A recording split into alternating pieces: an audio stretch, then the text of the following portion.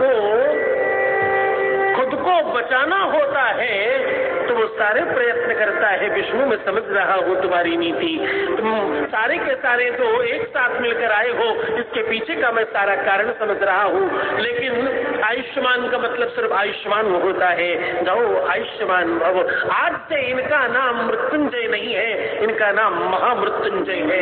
इनका नाम स्मरण जो कर लेगा उसकी आयु बढ़ जाएगी, इनकी तो आयु ही क्या कहना। ऐसा कहकर महादेव ने भेज दिया। समय पूरा हुआ, काल पहुंचा और प्राण खींचने लगा। इतने में महादेव पशु पर सवार होकर आ गए और बोले इनको ले जाना है तो पहले मुझसे राम राम करना पड़ेगा, पहले मुझसे नमः शिवाय करो, उसके बाद आगे जाओ। बोले बाबा इनका समय पूरा हो गया है, आपने ही जो नीति बनाई है उसी का पालन कर रहा हूं मैं। तो यमराज मैंने इन्हें जो समय दिया था वो इंसानी साल नहीं दिए थे, अपने वाले साल दिए थे मैंने। मेरा एक दिन तब पूरा होता है जब 100 ब्रह्मा समाप्त हो जाते हैं। अभी तो एक भी दिन हुआ नहीं है, तुम साल कैसे गिन रहे हो? कई मनवंतर समाप्त हो जाए तब एक ब्रह्मा समाप्त होता है, और 100 ब्रह्मा समाप्त हो जाए तब शंकर का एक दिन पूर्ण होता है। बोले अभी तो एक दिन भी नहीं हुआ, मैंने इनको दोबारा 14 साल दिए हैं। ये सदा अमर रहेंगे और ये ऋषियों में रहेंगे, ये हमेशा जीवंत रहेंगे। जब तक नमः शिवाय है, जब तक शिव है, जब तक मंत्र है, और इन्हें मैं वेदों में स्थान दे रहा हूँ, इन्हें महामृत्युंजय बना रहा हूँ।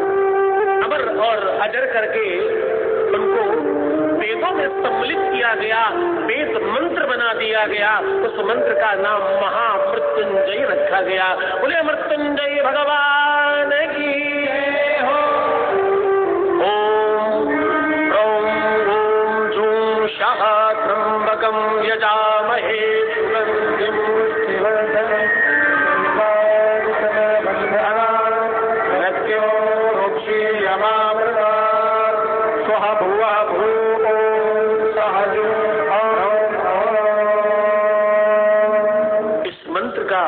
जो भी जाप करता है वो अपने शारीरिक व्याधियों से मुक्त हो जाता है। इस मंत्र को अगर कोई सुनता भी है, ध्यान समझना, तुम में से शायद ही कोई, तुम सब शरीरधारी हो और शरीर है तो रोग होना स्वाभाविक है। इस मृत्युंजय मंत्र को सुना भी अगर जाए तो भी काम करता है। श्रुतम हरति पापानि आरोग्यम धनवक्षति। सुनने मात्र से भी पाप ताप समाप्त होते हैं और रोग मुक्त हो जाता है साधक।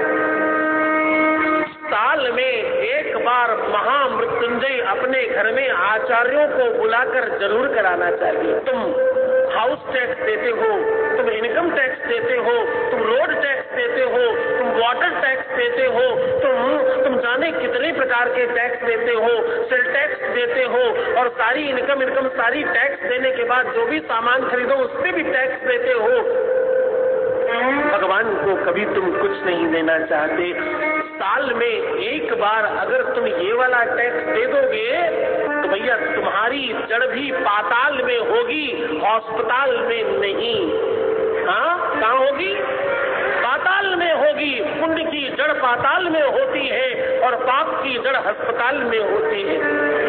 तो अस्पताल से बचना है तो साल में एक बार अपने पूरे वंश कुटुंब के नाम से आपके सद्गुरुनाथ धाम में वर्ष में एक बार महामृत्युंजय जरूर कराया करो।